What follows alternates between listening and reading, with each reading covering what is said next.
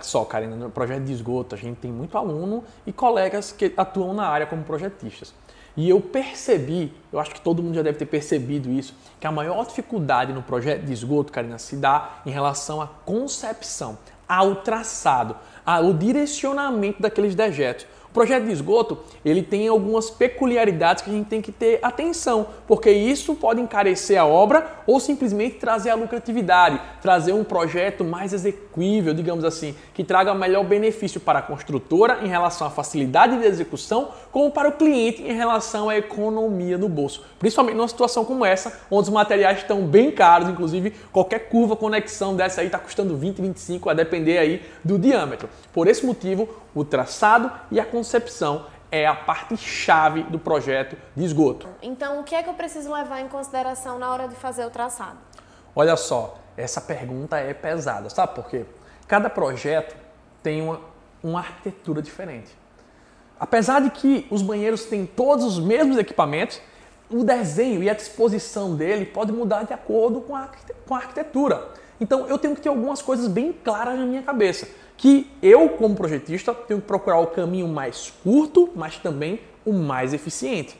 Uma das coisas que eu tenho que lembrar sempre na hora de projetar, eu sempre começo, Karina, de acordo com a destinação final dela. Como assim? Essa sua residência, ela vai ter saneamento, tem esgoto passando na rua, tem coletor público, eu vou jogar direto para a rua? Ah, não, eu vou ter uma fossa séptica e um sumidouro? Eu vou ter uma fossa séptica, um filtro e um sumidouro? Eu vou ter uma fossa séptica e uma vala de infiltração? Por quê? De acordo com a destinação final, afinal de contas é traçado, qual é o papel do esgoto? Tirar o esgoto da água do projeto hidrossanitário, tirar o esgoto de lá de dentro da casa e levar para um destino. Então, para poder saber o caminho, eu tenho que saber onde eu quero chegar. Eu não posso simplesmente sair traçando sem saber onde vai ser a destinação final. Então, primeiro eu tenho que descobrir onde que o meu esgoto vai ficar, qual é a destinação final dele, para aí sim eu pensar no melhor caminho.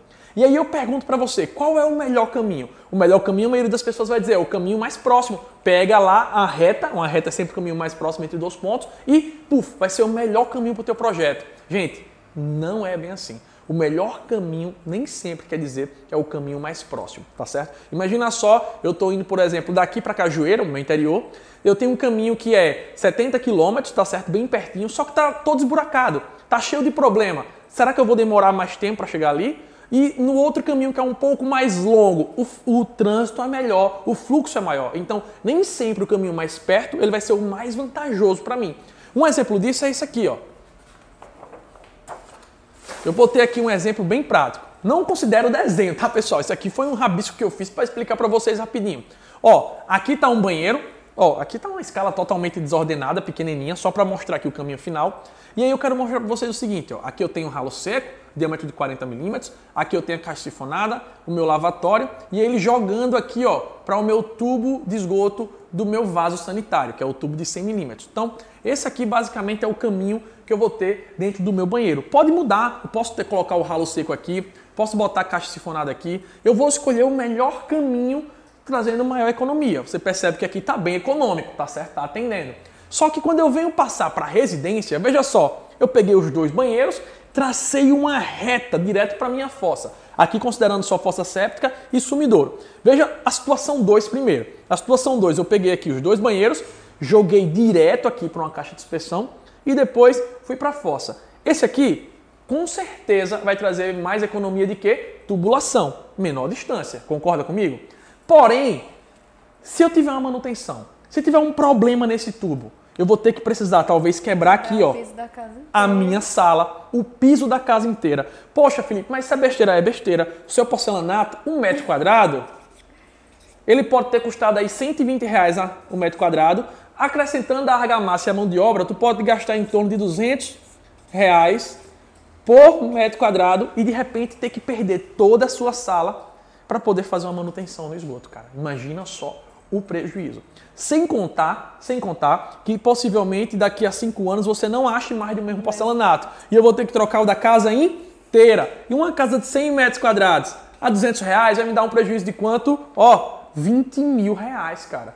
R$20 mil é o prejuízo que eu levei porque eu economizei R$200 de tubo. E aí, é melhor economizar 200 ou levar um prejuízo de 20 mil?